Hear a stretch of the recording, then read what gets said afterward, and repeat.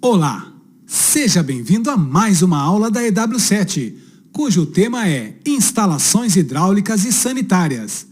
Nesta aula, vamos falar sobre tipos, altura e localização dos reservatórios no projeto. Vamos aos estudos? Calculada a capacidade dos reservatórios, procedimentos que fizemos na aula anterior, o projetista deve decidir junto ao construtor qual o tipo de reservatório será adotado. Reservatórios moldados em loco, ou seja, executados na própria obra, ou reservatórios industrializados. Quando se trata de grandes reservas, os mais utilizados são os reservatórios moldados em loco, enquanto os reservatórios industrializados são mais indicados para pequenas e médias reservas. A altura do reservatório é um item muito importante no projeto hidráulico. Essa altura é determinante no cálculo das pressões dinâmicas nos pontos de consumo, pois a pressão que temos em uma instalação hidráulica não depende do volume de água contido no reservatório, e sim da altura. Veja na tela exemplos de reservatórios sobre o telhado. Observe que nessa imagem, que o reservatório está praticamente na mesma altura da laje, esse procedimento é errado, pois terá pouca pressão. Nesta outra imagem, o reservatório foi posicionado a uma certa altura com relação à laje.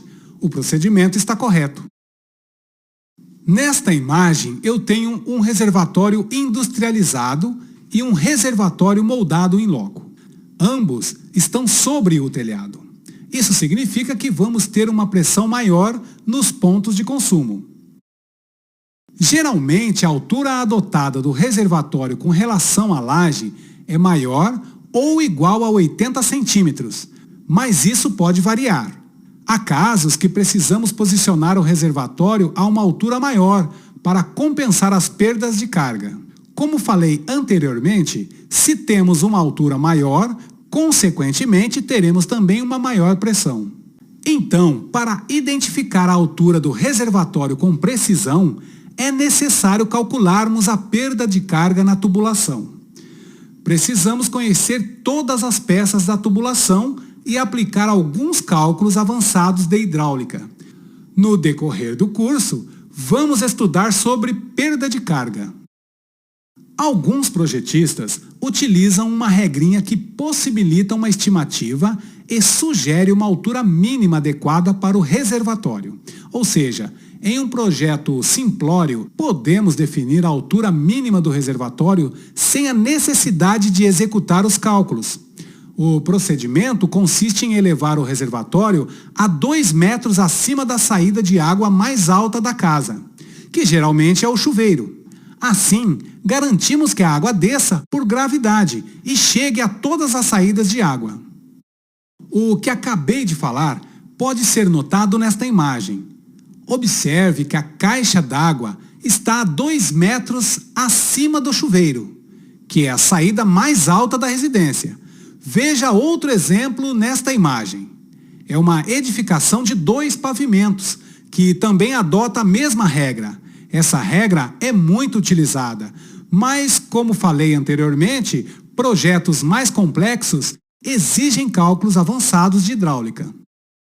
Outro fator que interfere diretamente na pressão d'água é a localização do reservatório. Esse deve ser localizado o mais próximo possível dos pontos de consumo. Assim conseguimos diminuir as perdas de cargas. Alguns projetos arquitetônicos já constam a altura e a localização do reservatório.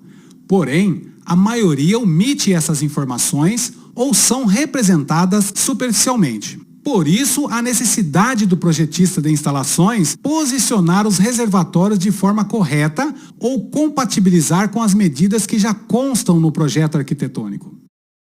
Assim, concluímos mais uma aula. Nesta aula, aprendemos sobre tipos, altura e localização dos reservatórios no projeto. Se você gostou da aula ou ficou com alguma dúvida, deixe um comentário logo abaixo do vídeo, ou, se preferir, entre em contato com o nosso suporte. Na próxima aula, vou apresentar para você alguns desenhos esquemáticos representando as instalações de água fria e vou falar um pouco sobre alguns componentes do sistema de água fria. Te vejo lá!